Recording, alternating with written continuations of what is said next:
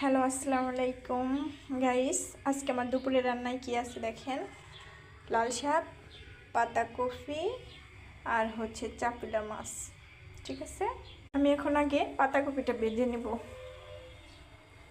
আমি আবার পাতাকপির মধ্যে কি করি, একটু জিরা দিয়ে দিই, যেটা দিলে ভালো লাগে। আর সর্ষের তেল দিয়ে আজকে রান্না করছি, যেহেতু আমার মনে ছিল না যে আমার তেল নেই।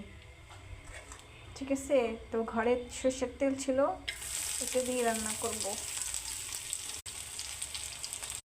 এখন আমার পেঁয়াজটা হয়ে আসছে, এখন পাতাকপিটা ঢেলে দেব।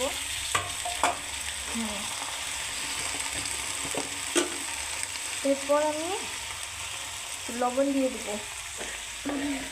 আর পাতাকপির মধ্যে আমি কখনোই ভাজির মধ্যে আমি হলুদের গুঁড়া ইউজ করি না, আমার ভালো লাগে না।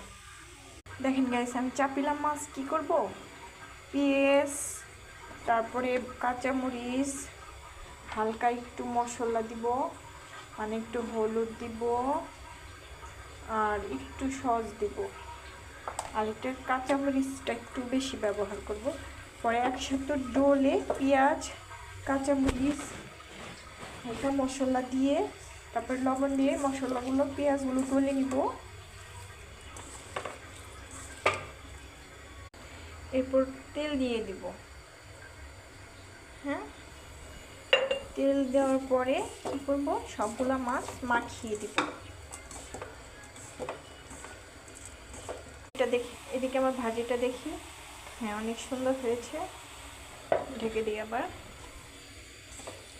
এরপর একটু পানি দিয়ে দিচ্ছি, সামান্য একটু, রসা রসা করবো, এগুলো তো ঝুল খাওয়া যাবে না। এখন আমি অন্য একটা চুলায় ছোটো মাছ বসিয়ে দিলাম, ঢেকে দিচ্ছি। এদিকে আমার ভাজিটা প্রায় হয়ে যাচ্ছে, আর একটু বাকি আছে। দেখেন চাপলা মাছটা হচ্ছে, আর একটু হলেই হয়ে যাবে। দেখেন গাইস, আমার রান্না প্রায় শেষ, মাছটা হয়ে গেছে এবং ভাজিটাও শেষ রান্না করা। এখন আমি শাক দিব। দেখেন, এরপর আমি এখন তেল দিয়ে দিব, শাকের জন্য তেল দিলাম। এরপর রসুন কুচি এবং হচ্ছে পেঁয়াজ কুচি দিয়ে দিলাম, আরেকটা কাঁচামরিচ দিয়ে দিলাম। যেহেতু ঝালটা দিই না তেমন, কাঁচামরিচ একটা দিই, আমার মেয়ে খায় তো শাকটা পছন্দ করে, যার কারণে এত ঝাল দেওয়া যাবে না। অনেকেই আবার একটু ঝাল পছন্দ করে, আমার মেয়ের জন্য আমি আর কি ঝাল খাইতে পারি না। এরপর শাকটা দিয়ে দিলাম, শাকটা দিয়ে একটু নাড়াচাড়া। প্রিয় দর্শক, আমার রান্নাটা শেষ, শাকটাও হয়েছে, ভাজিটাও হয়েছে এবং মাছের চাপলা মাছটা হয়ে গেছে। শেষ, রান্না শেষ আমার।